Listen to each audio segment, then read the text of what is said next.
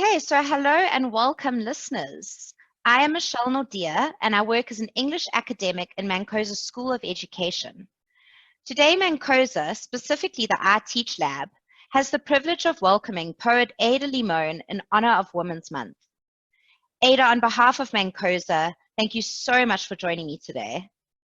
Thank you so much for having me. It's a real pleasure. Absolute pleasure from my side.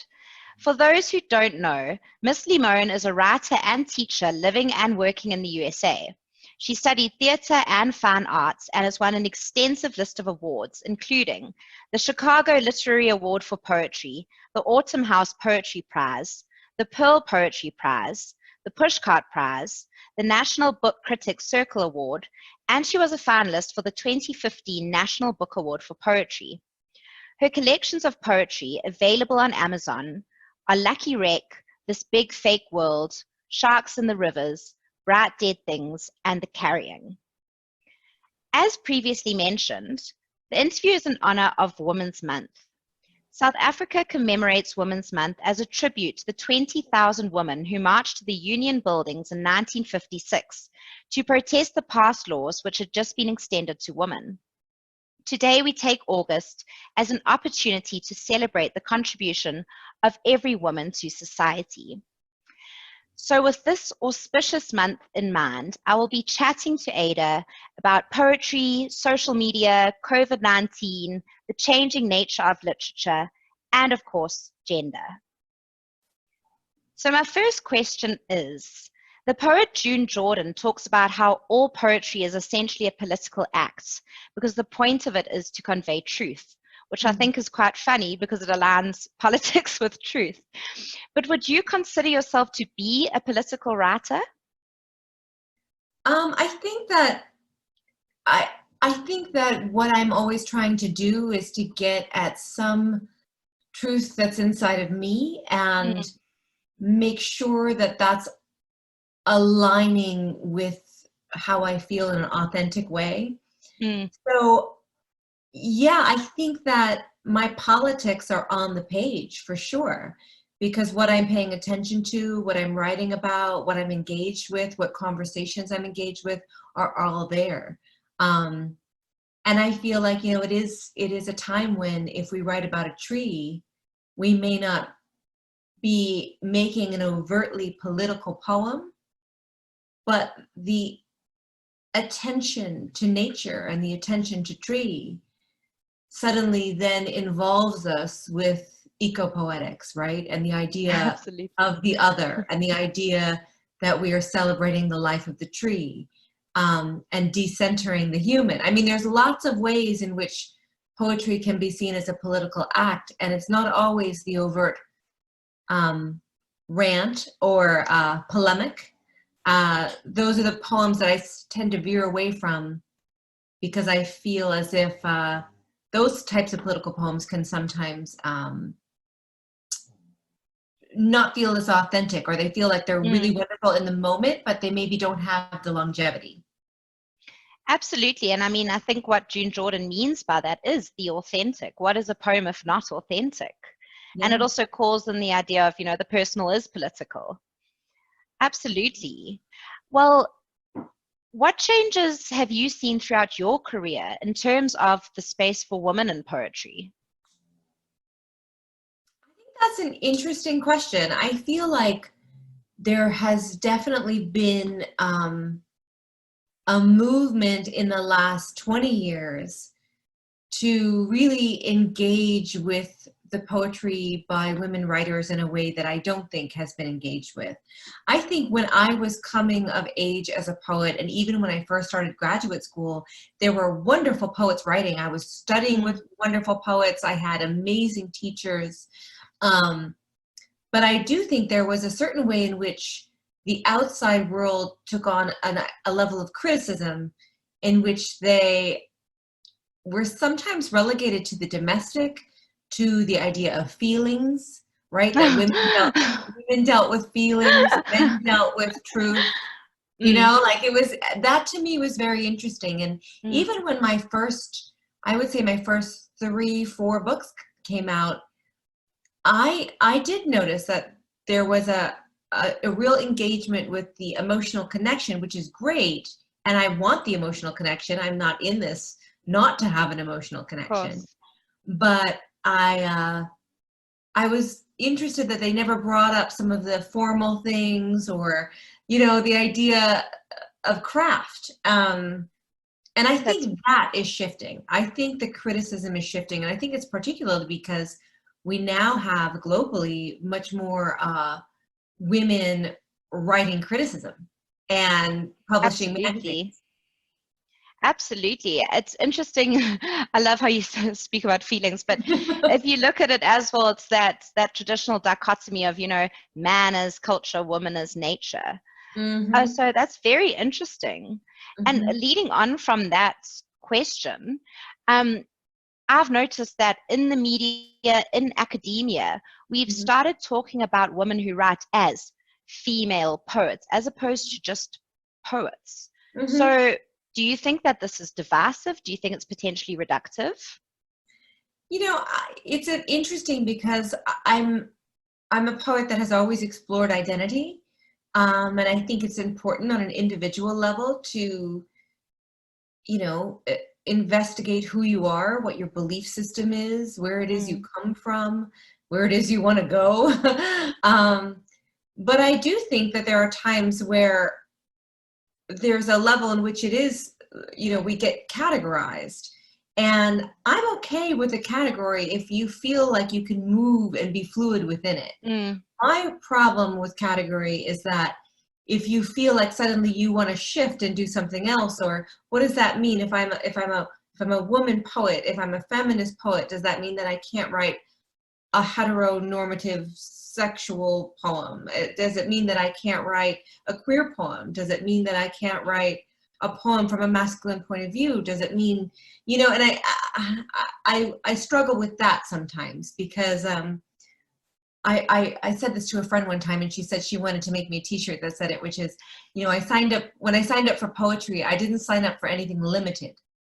Absolutely. And so I don't really necessarily abhor categories, but I abhor limitations.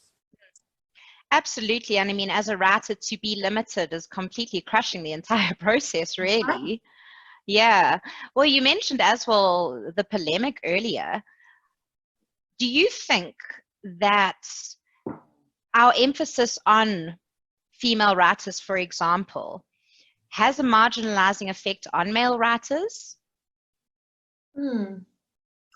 I think that when we think about those categories, and that, whether or not giving attention or spotlighting Black women writers as opposed to white women writers, all of those things, I don't think that's not necessary at times, but I do think what we're always looking at is when you look at what the norm has been for so long, and that when you sit down in a classroom and ask people, to think of poets, they say Robert Frost, they say Walt Whitman, they say, all of these, you typically get a list of 10 men, and 10 white men, and so I think that it's important to recognize that when I do think that there are people that are feeling marginalized right now, and I think white men in particular are feeling marginalized right now, and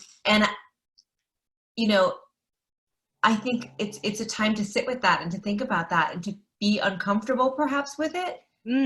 But I don't necessarily think it's a problem. And I don't think it's an overcorrecting. I don't. I think that it's an engaging. And I also think that when we have issues with it, we're focusing on the myth of scarcity. And I don't believe in that myth. I think scarcity is a lie. I think there is room for all of us. And the more we recognize that as a poetry and literary community, I think the better we will be as to helping each other out. And to quote the wonderful Robin Wall Kimmerer, who said, "All flourishing is mutual." That's something I return to a lot, and I focus on that. So yeah. Lovely. And you talk about not there's space for everyone, and not wanting to limit writers. And I couldn't agree more, because I refer to your poem Wife a little bit further on, but a woman who is perhaps put in a category of a feminist female poet can, of course, talk about doing her husband's laundry if she wants to. Surely that is relevant in the name of gender equality, because to marginalize such things, to marginalize many women and many men and many, very, very interesting. Okay, so my next question is about your poem Wife. In this poem, you address a conflict I think a lot of women struggle with. And we're going to focus on women because of the content of the poem. But it's this yearning to give yourself over to somebody you love and wanting to be theirs in a traditional romantic sense, yet also fearing that it may diminish you. So my first part of the question is, do you think that these terms we use, husband and wife, and even marriage, are outmoded? And if so, should we create new meanings for these terms? Yeah, that's a wonderful question. I mean, I think that we're at a time where language is really shifting very quickly. That we're adding language to the dictionaries. We're losing a lot of our native languages consistently and constantly. And so I think examining phrases and things that we take for granted is a really smart use of our time, because especially if we're in the literary community, words are everything. We claim that words are everything, and then sometimes we're like, oh, that doesn't matter. But no, language is everything, and so, there is an outdated sense, I think, even to those phrases. I have, before my husband and I got married, I preferred the term partner. And I like that idea. There's an equality in it. Like, this is my partner. Like, this is this even thing. And it's still a term that I use a lot. But I would love to see what happens in the next, and I bet there is a shift in the next 10 years in which we see some of those phrases and terms go away, or maybe, blossom into something else. Definitely adapt. I think we're getting to a point where, this is my personal opinion, but I actually think the term feminism has become outdated. In terms of, yeah, feminism is equality. Yes. Yes. So it does feel like it does feel like it's getting, even in the last 2 years, I felt that.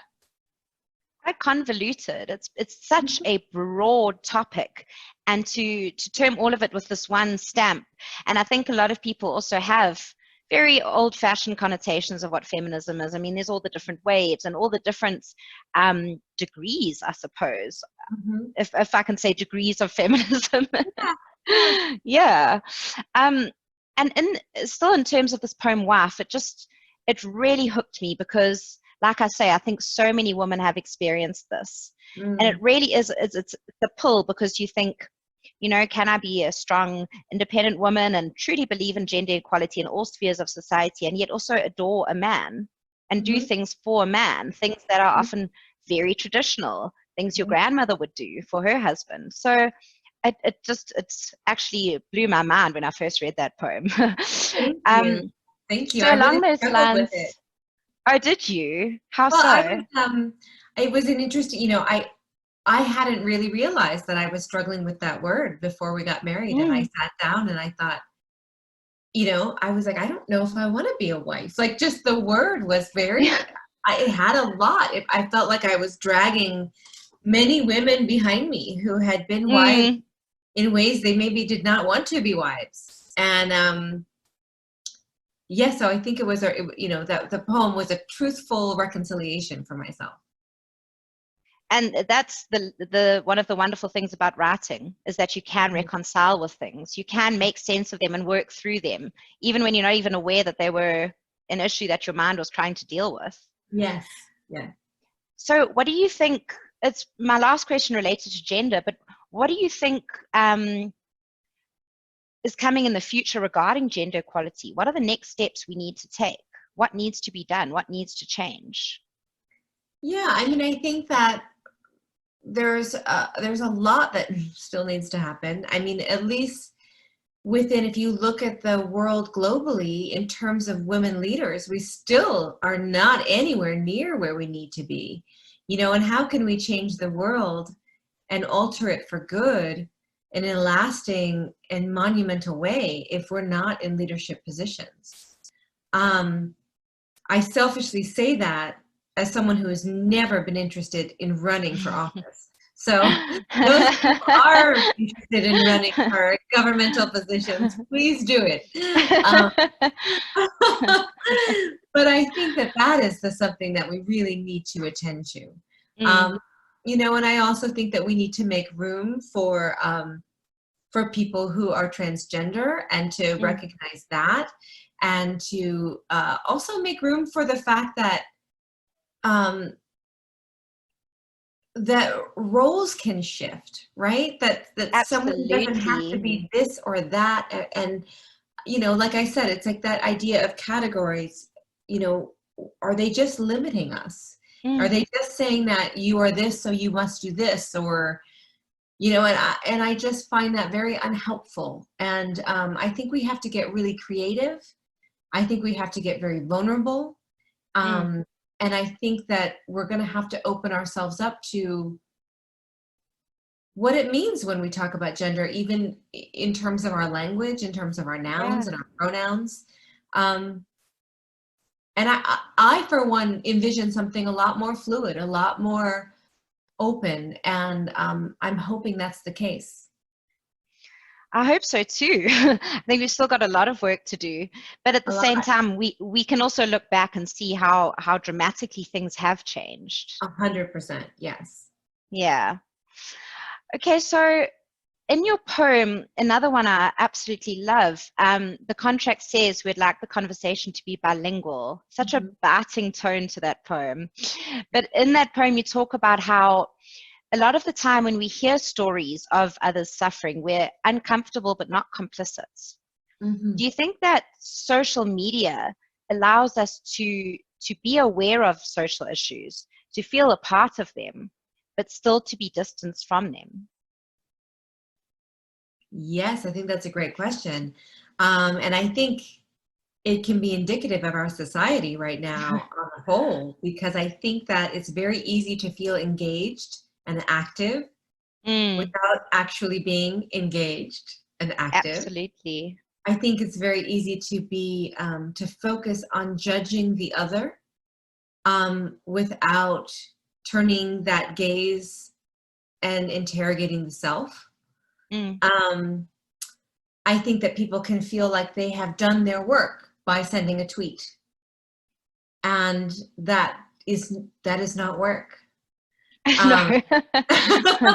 140 whatnot characters. Right. And and so I think that there's something about the performative aspect of social media that I find very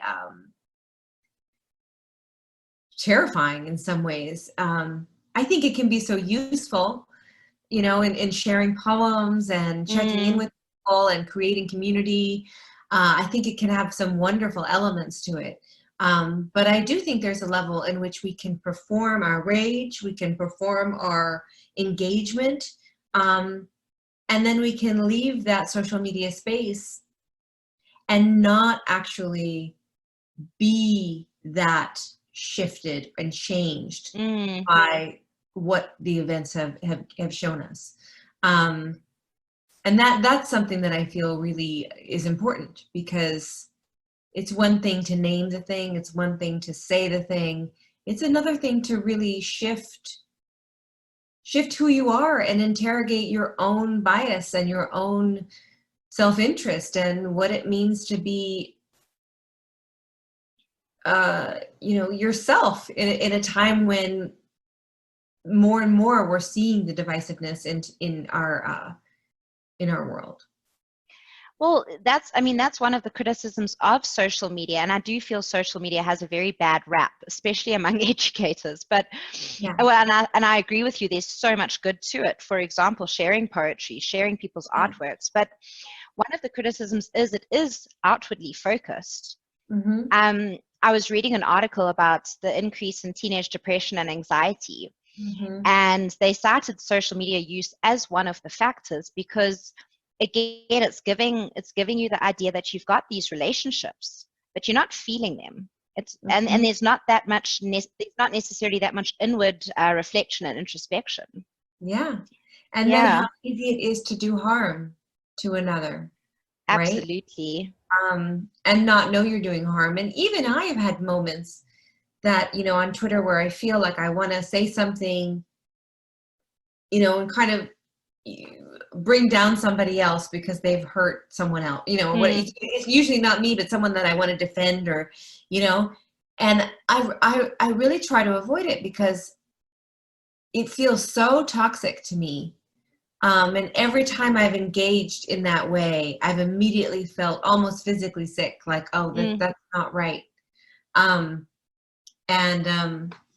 Yeah, I think there's something about the fact that we're not in the same room, that we're not seeing each other's faces, you know, we're not next to each other's body heat. We're not the person getting nervous or feel uncomfortable with what we're saying or cry. You know, I really think that there's that we need that as a society to see that our words have impact and that our engagement with others says so much about ourselves. It does. It's a direct reflection. Absolutely. I mean, we're listening to you say that to an extent, it almost dehumanizes the person to whom you're speaking, the person whose post you're commenting on, which is a scary thought. It is. It is, and it's very easily done. Very easily, absolutely. Well, that's the whole thing too. It's the click of a button. You don't actually necessarily see the impacts. No, you can go. You can really say something harmful and then go about your day, and, you know, think of yourself as a good person and think, oh well, that was, you know, they did this and they deserve it. And you pick up your kids from school and you feel normal, but, you know, how is that person's day after that? And what have you won? What have you accomplished? And it's very interesting that, you know, we haven't really quite found a way to confront it and engage with it in a real way yet. I'm interested to see what will happen in the next, you know, coming years. So am I. I think in a decade or so, we'll look back in horror and amusement at the way we've engaged with social media. I always think I'm so glad we didn't have it when I was a teenager. Oh, me too. I would have been devastated all the time. Yeah. I'm still too sensitive. Me too. Okay, well, along those lines, you've said before in an interview, I think it was, how poetry can really allow us to connect with the self. We're talking about here, you know, the externalization versus really being internal, thinking, being introspective, making peace with the various issues we find problematic.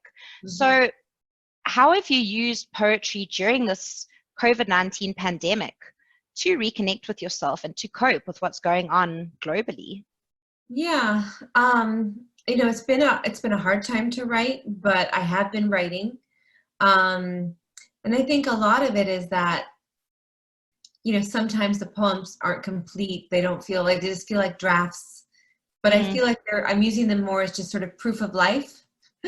And they're just like, they're saying, I feel like most of the poems are saying, I'm here, I'm still here. You know, I'm still breathing.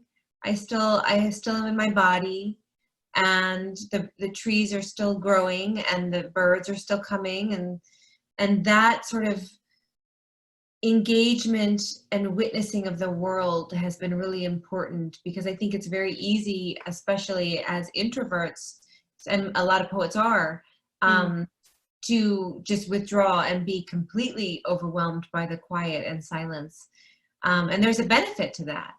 But I think that that engaging with the page, even if you're not even considering audience right away, but just saying like, I'm still here, is really important. And I think a lot of the work I've been doing right now is basically just saying that, is witnessing pain, witnessing global grief, and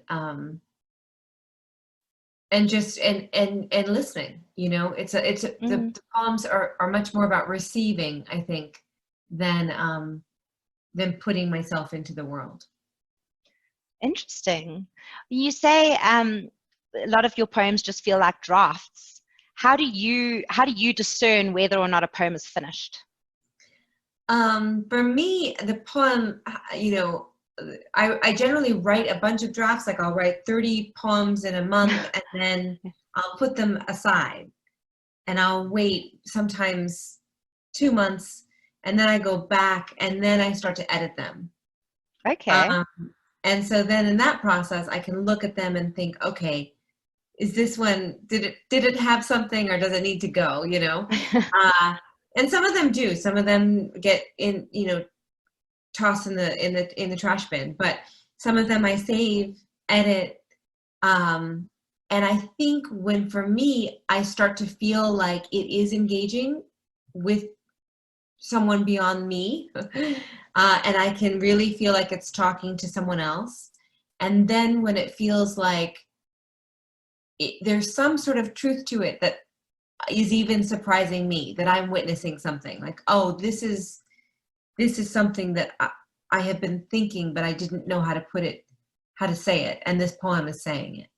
And then finally, I think it's when I read all my poems out loud over and over again, and I think when I can hear it and really hear the musicality and sonic work of the poem come to life, then it feels much more complete, and I can feel like, okay, this is done. So when you feel it can communicate something of value, not just to yourself, to your readers. Yeah, I think that's true, and even if the reader really is myself, it needs to at least be doing that work, right? That there is something, there is an effort to connect, as opposed to this is just something to put on a page. And interesting, you're talking about your poems of late have been more about receiving than anything else. So poetry as an act of giving and receiving. Yeah, I feel like it's very much about witnessing and listening and like seeing and, absorbing, as opposed to these are the things that happen to me, right? But instead thinking this is what I am seeing. And I think that's a different type of energy. And I think it's useful. And I think right now, maybe that's what we're supposed to be doing is not so much a leaning back, but an active witnessing, an active beholding of this huge global crisis / initiation, if you will. I think it's important to know that witnessing is also a powerful act. It is, and to just carry on with our lives during all of this isn't quite possible. You're either denying it and living with your head in the sand, or I don't know, in a state of grief. Something I found interesting is with all of this, there's been a lot of talk of collective grief and grieving for something we don't quite understand. Do you think that that's come through in any writing you've read lately? Yeah, I feel like that's something that, I think collective grief is really what we're feeling. And it's hard because we're also having a pre-grief is happening. Like we're also seeing what's coming next. So it's this active process. Yeah, I think my biggest fear is that we just dismiss it, is that we just somehow keep our head down, we bake our sourdough bread, and we don't, really think about the lives that are being lost. And I think I worry that we will become hardened to that, and that I think that will catch up with us if we're not really engaging with that loss. Yeah, go ahead. Well, if you look at I've always been a fan of the Gaian hypothesis. And if you look at it from that perspective, it's very much a wake-up call. Yeah. So to not take any note of it and just carry on as we did before could be potentially devastating.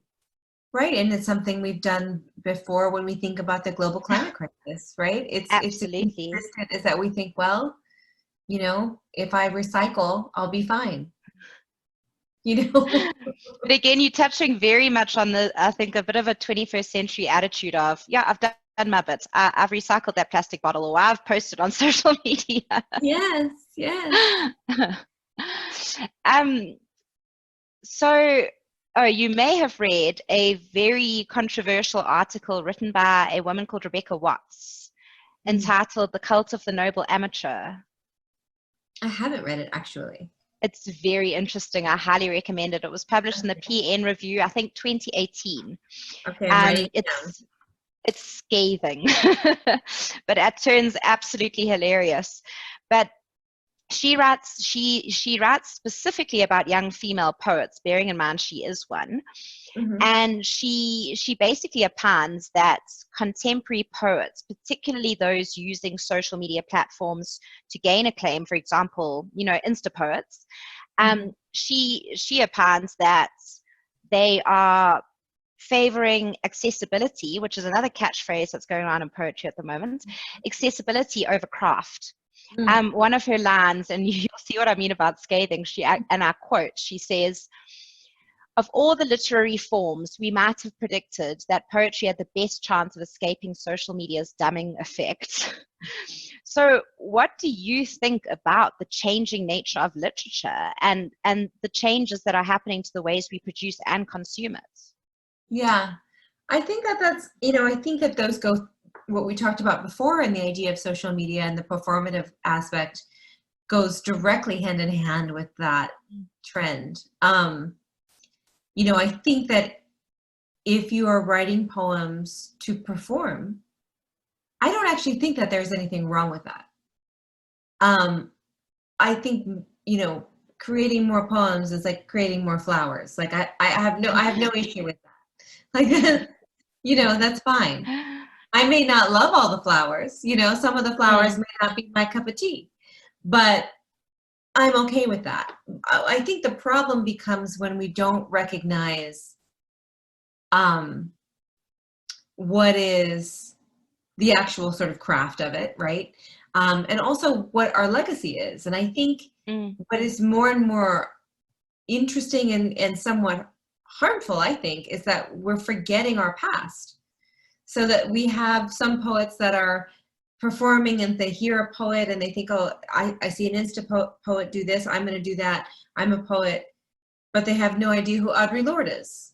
Or they have, you know, they have no idea who Emily Dickinson is. Or they have no idea who, you know, Gabriela Mistral is. Or, you know, and this is sort of that aspect of like, okay, but if you're going to enter into this, you know, you don't start painting and then never look at paintings.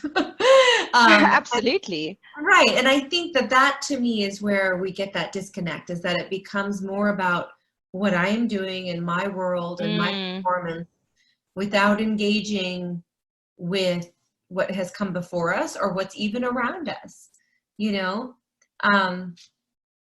So yeah, I have no issue with the poems that are being created, even if the poems aren't necessarily great. But what I do have an issue with is the fact that there seems to be a lack of connection to the legacy and history and the sort of ongoing book that we're all in. And I think it's something to honor. It's something that I feel like it needs to be honored. I feel really, really strongly about honoring our ancestors and honoring those poets that have broken, you know, huge boundaries in order to write what they wrote.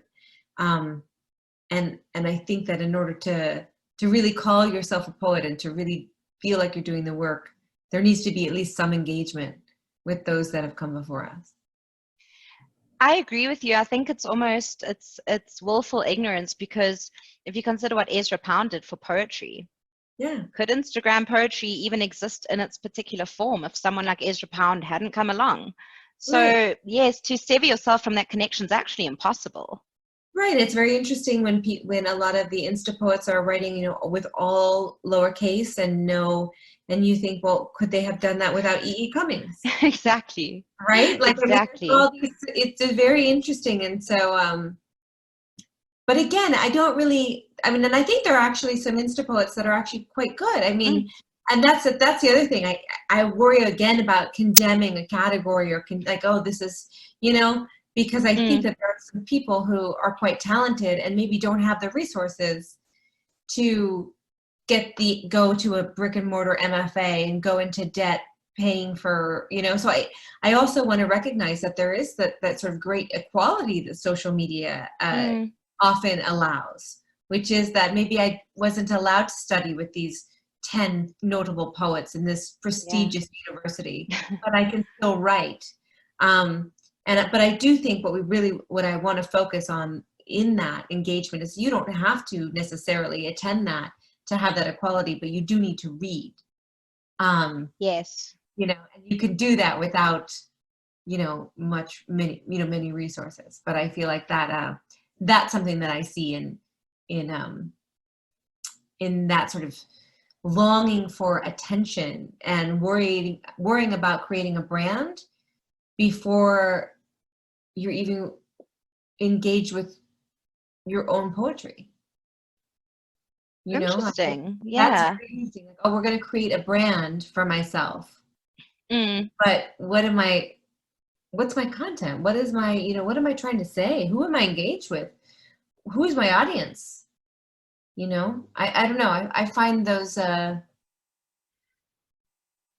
big questions important, and I'm sure some, you know, a lot of people are asking them, you know, but then I think there are some poems out there and some poets out there that aren't.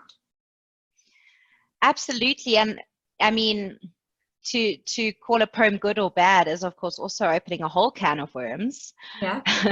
But I think it's wonderful, though, that basically anyone now, as long as they've got access to a cell phone and internet connectivity, can find a platform to share their works. Because even if very few people are reading it, your mom and your best friend, you still got that platform. You've still got that ability to put what you are writing, what you are feeling out into the world. So in many ways, it's a completely wonderful thing. But then, of course, the boundary, I suppose, which is also a bit problematic between a poet and a person who just writes for fun, becomes a little more blurred. Yeah, and maybe that's okay, and maybe that boundary is fine. You know, maybe that needs to be blurred, and maybe there's a classist, you know, element in that too.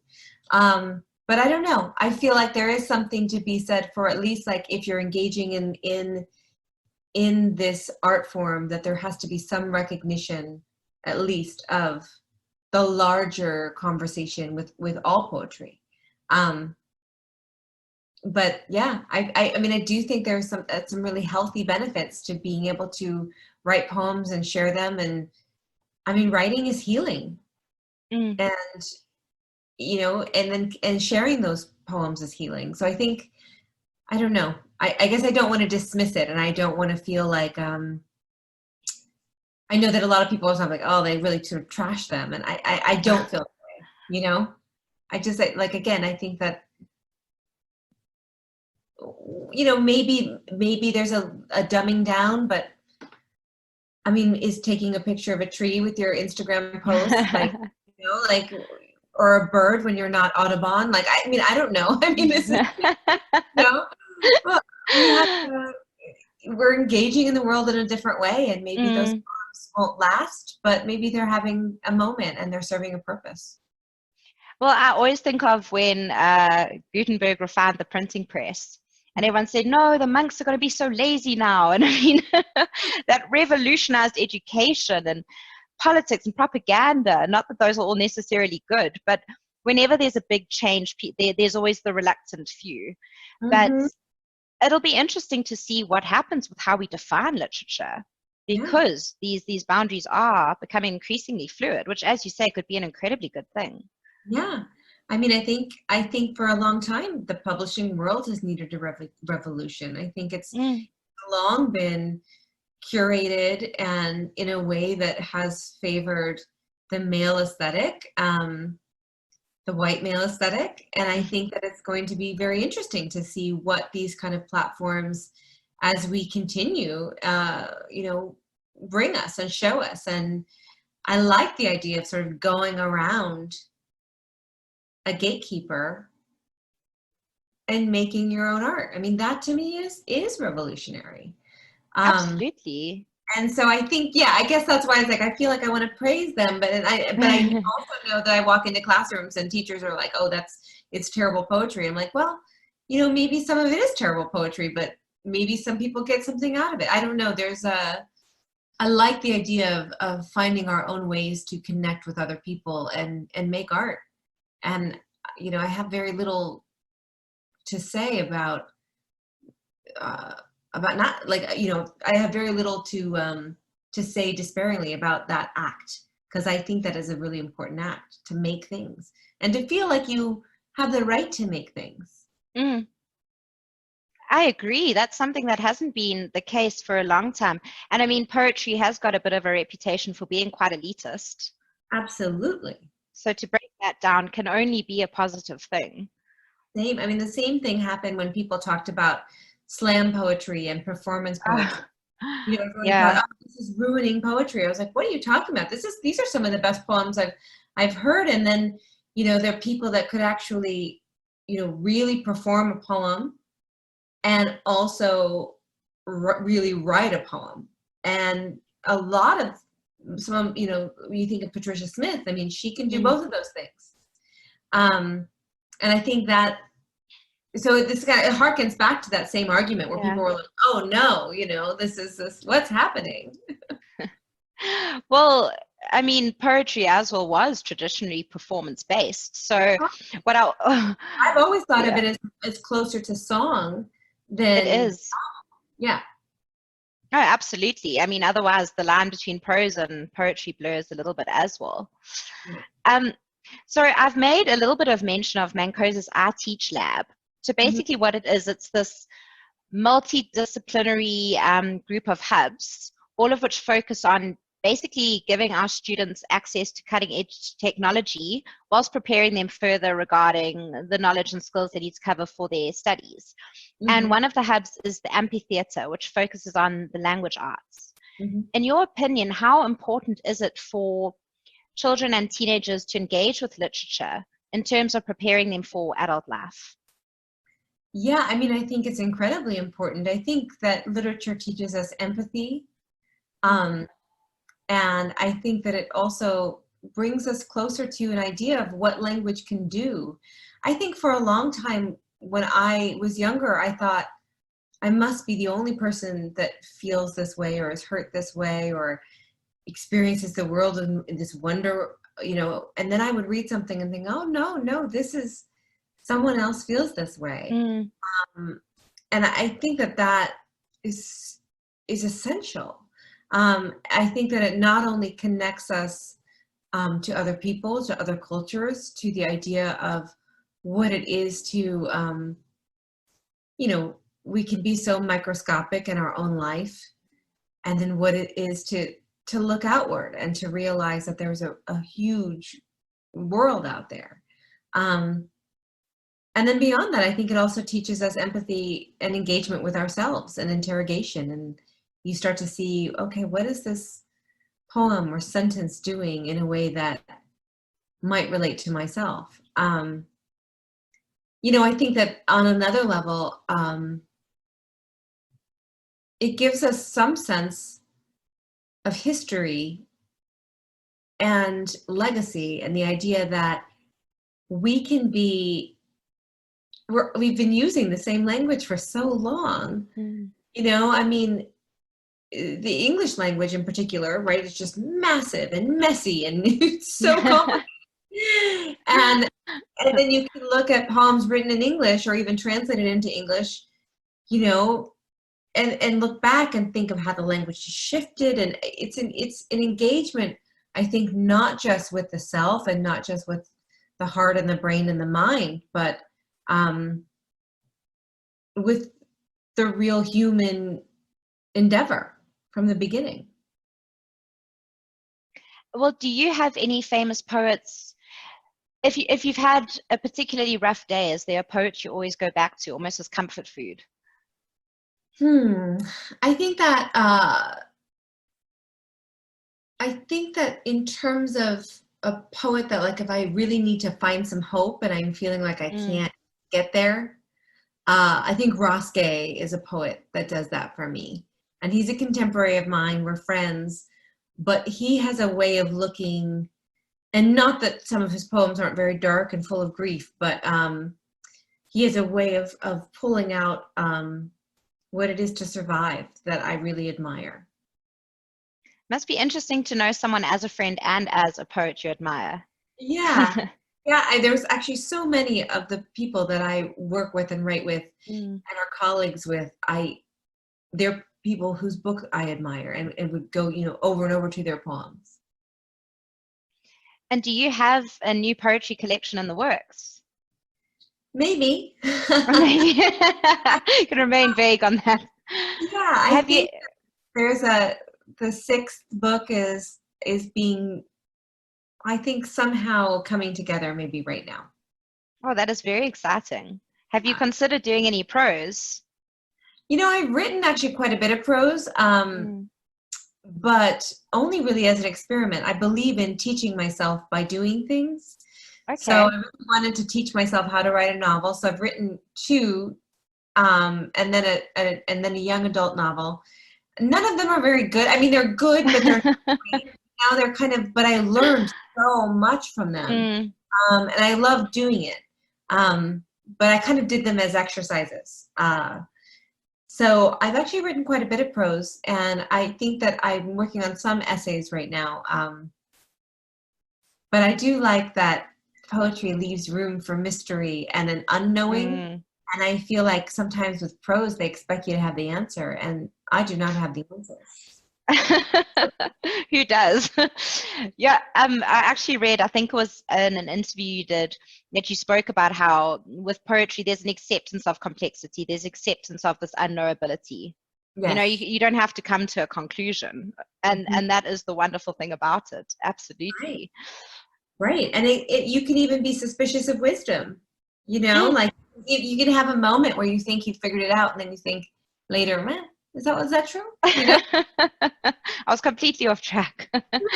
I saw a tweet, you retweeted the poet Kevin Young's explanation of talent is ultimately coming down to endurance. Right. So what is your advice for young poets out there who are trying to gain readership? Yeah, I think that was a quote from James Baldwin.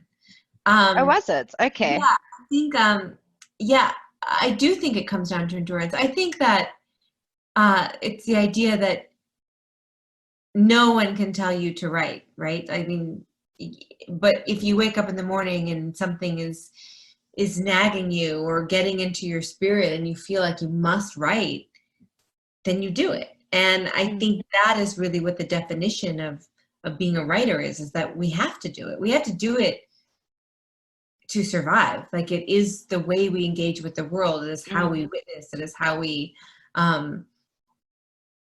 it's literally how we listen to the world.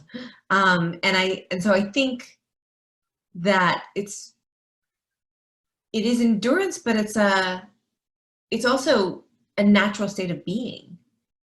And I think for those out there that have trouble writing or can't find that state, and maybe that's okay. Maybe you can write here and there, but no one needs to be forced to be a writer if that's not what you want, and I do think that it comes down to you want to do it. You want to practice it. You want to get better at it. It is a desirous act, to sit down to the page and write. And I think all the writers I know that are real writers we love it. We love it, we hate it, but we must do it. And we keep doing it, and we keep doing it. And I think that's the key, is to not give up. So even if you feel like you need some time off, or you can't actually write in the moment, that's fine. But then you show up in a year from now, or you show up in 6 months and you bring it your all. But I do think it is about really actually writing. A lot of people have ideas, You know, if you ever want to know, you can just say, well, I'm thinking about writing a novel, and 10 people will call you and say, you should write a novel. I had an idea for it. You know, and everyone has an idea for something, but it's the actual act of creating it and writing it that makes you a writer. And without wanting to, without it being a drive, there doesn't really seem too much points. Yeah, I mean, you know, I mean, it's not going to make you rich. Absolutely. So, it should. You want to do it because you love it. You want to do it because it is, you know, activating something within you that needs to be activated. But yeah, I think that it comes down to endurance, and it also comes down to, I think we don't talk about it enough, but it comes down to pleasure too. I do think that we often talk about writing as really hard and torture, and like we talk about this like it's just devastating, you know, but I do think there should be some sort of pleasure in it. And if there isn't, I would ask yourself deeply what it is that you're working on and whether or not you want to shift it up. Well, I don't know if you've read Stephen King's On Writing. I have, yeah. He sort of positions it like that, like grit your teeth and endure. And I know there's one part where he says, do not leave your desk, just sit and write. And when I read that, it actually sounded torturous. It didn't inspire me at all. I do think that, especially for prose writers and long form writers, that is something that like you have to do. You have to bring yourself to the seat and, you know, get there every day, and you're writing at least, 2,000 words a day or whatever it is. And I do think there's an act of that feels like, okay, what do I even have to say? I don't think poetry works in the same way. I think, I actually enjoy writing that way. Like, I think that's why I've written novels. It's just because I'm like, oh, what is it to write 2,000 words a day and create these worlds or whatever. But poetry, I think, it kind of sneaks up on you. You know, you're doing the dishes, and suddenly it's like, oh, I gotta go. It's much more of a relationship, I think, to the ethereal spirit than that sort of like, okay, I've got to hammer this out. Poems don't relate to that. They think you tell poems that you want something from them, and they say no. Okay, well, that is a wonderful note to end on. I really look forward to reading more of your writing. Thank you. And if you're happy to do so, if you could read Triumph Like a Girl, that would be fantastic. I would love to. I'd be honored. How to triumph like a girl. I like the lady horses best. How they make it all look easy. Like running 40 miles per hour is as fun as taking a nap or grass. I like their lady horse swagger after winning. Ears up, girls, ears up. But mainly, let's be honest, I like that they're ladies. As if this big, dangerous animal is also a part of me. That somewhere inside the delicate skin of my body, there pumps an 8-pound female horse heart. Giant with power, heavy with blood. Don't you want to believe it? Don't you want to lift my shirt and see the huge beating genius machine that thinks, no, it knows it's going to come in first. Thank you so much. It has been such a pleasure having you here chatting to me today. And I know a lot of our students are very excited to listen to this interview. So I can't thank you enough for your time. Oh, it was my pleasure. Thank you for all your wonderful and astute questions. It'll make me think for the rest of the day about poetry and engagement with the world. Oh, that's fantastic. It was such a pleasure to meet you.